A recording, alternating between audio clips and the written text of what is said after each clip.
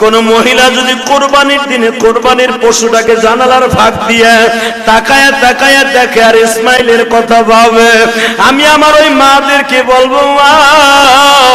হাজেরা সন্তানদের সাজাইয়া স্বামীর হাতে জবাই দিতে দিছে,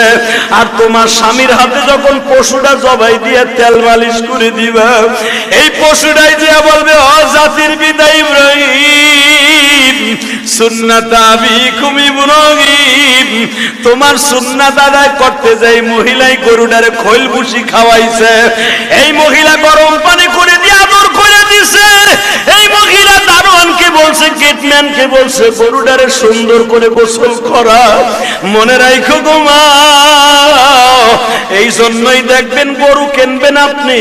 গরুটার তদারকি দিয়া দিবেন আপনার বিবির আন্ডারে। আপনার বিবি যদি এই গরুটারে তেল মালিশ করে দেয়, গরম পানি করিয়া দেয়, একটু আদর করে দাও গো মা,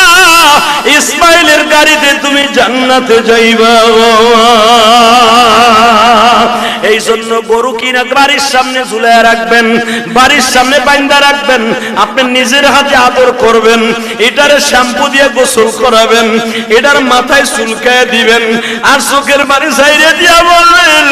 হে পশুরে, তোরে আমি কিনছিলাম, তুই আমারে পাপের থেকে বাঁচাই দিয়ে গেলি।